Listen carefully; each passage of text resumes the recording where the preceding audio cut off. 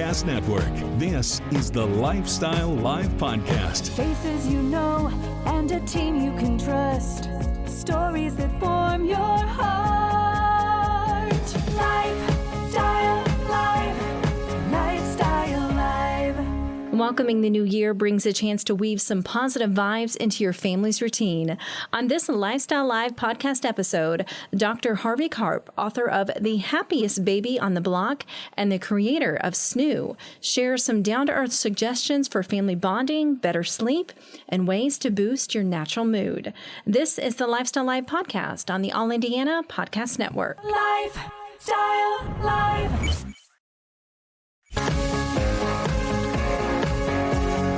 We are kickstarting family resolutions for 2024, and we have the perfect person here to help us do it. Pediatrician Dr. Harvey Karp, author, by the way, of the best-selling The Happiest Baby on the Block and the creator of SNOO, joins us. Thank you so much for being here. My pleasure. Happy New Year to you, Anne. Absolutely. Happy New Year. Okay, let's get right to it. We make resolutions as individuals, but often we don't think about maybe family resolutions, but I love this idea. You have a few suggestions for us. So where do we begin? Well, the beauty of this is there's so many little things you could do, things your grandmother would have told you to do anyway. Don't cost any money, but can have really a major impact on your family and the children that you're raising. So one of them is an easy one, which is immunizations. We're in the flu season now, and there are other big viruses like RSV and COVID. Oh, yes. And people can get vaccinations. People can, there are medications for babies to prevent RSV or for adults to prevent RSV, which can be a very serious infection. Flu shots, any drugstore will give you a flu shot. So that's a simple way of avoiding problems so you don't have to take care of them. Simple thing you can do. I love this one that you say, and I'm going to implement into my own family, is you say read together more often. Yeah, what we've seen is that the number of words you speak and the opportunity to have this kind of really cozy interaction brings up a child with a desire to learn, a desire to listen to others, not just to talk, but to listen to others, builds their vocabulary, and ultimately helps them in school. Oh, I love that. It makes so much sense when you really do think about it. Another one, get outside daily. Doctor, I think especially with the prevalence of iPads, iPods, all of the things, sometimes, especially in the colder months, that seems to be a little difficult. It is. And so you got to bundle up. I mean, you guys in Indianapolis know how to do that. Put on. Oh, yeah. But the point being that when you get outside, several things happen to the brain. Number one, it sets your melatonin level. That's your brain's sleep hormone. So by being out in sunlight during the day, you're going to end up having a child who sleeps better and longer at night. And number two, when you're exposed to green is a color that naturally calms the body. And so it helps children burn up their energy, but then in the long run helps them to be calmer.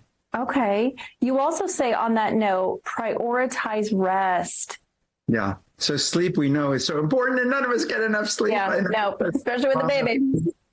Yeah. And that's why we created SNOO, really, to be able to help parents get an extra hour or two of sleep, which now we know is possible. But one of the things to do with kids, and for adults for that matter, is to turn the lights down an hour before bedtime, turn off the screens if you can, turn on the white noise a half hour before bedtime. That gets the brain anticipating sleep, so it's easier to fall asleep. Chill the room a little bit so that the bed can be warm, but the room cool, and that really helps people fall asleep. And for little kids, practice what I call magic breathing. In The Happiest Toddler, we talk about how children can learn to breathe in and slowly breathe out, relaxing their face. And again, that automatically prepares them to drift into sleep more easily. I'm taking mental notes here in my mind. You also say, another one of my favorites, eat meals together. Yeah, it's hard for us today when everybody's going in a different direction and everyone's got their own schedules. But studies clearly show that the families who not just eat together, but shop together, prepare the meal together, the children learn about healthy nutrition. The children learn about participating in the family. They're not just being given to, they have a role to play. And actually that opportunity to sit together, you don't always have to have a brilliant conversation. Just being together and talking about whatever, talking about your childhood, helps them to feel the warmth and the support of their family. It reduces teenage sexuality and pregnancies and improves school behavior. That little routine, even if you can only do it, 2 or 3 times a week, golden. Oh, I love it. Okay, last one. You say practice self-care together. Yeah. And that's, respecting your body. And I think a big part of the breathing is a part of self-care. Parents need to do it too. As a matter of the best way, we always know that kids don't do what they're told. They do what they see. So true. Right? And so if you take 30 seconds while your child is watching to just do some slow breathing. And the key of slow breathing is relaxing your face and breathing out longer than you breathe in. And your child will naturally get interested in that and start doing it along with you. These are such good suggestions. I know they might seem so simple for some, but I think in the day-to-day, activities, we kind of forget and just we need to take that moment to just slow down. And like you said, sometimes parents need to do that even more so than the kids. So, Doctor, is there anything else that you would like to add before we let you go? Well, I think that just for everyone to pat themselves on the back for doing a good job with their kids, we're all critical. I need to do that. I need to do that. We are. No one can do everything, but everyone can do something. And little suggestions that hopefully will help along the way to just make the family happier and tighter together as we get into this new year. A happier and healthier family for 2024. I feel like that is all and everything we can ask for. Doctor, thank you so much for joining us and for all of your suggestions.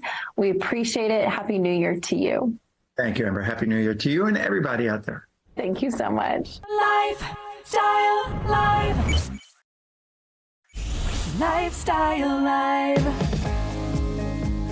From the All Indiana Podcast Network, this is the Lifestyle Live Podcast. Thank you for listening. Be sure to like, follow, and subscribe to this podcast wherever you get your podcasts. And connect for even more on Facebook and at lifestylelive.tv. Faces you know and a team you can trust. Stories that form your heart.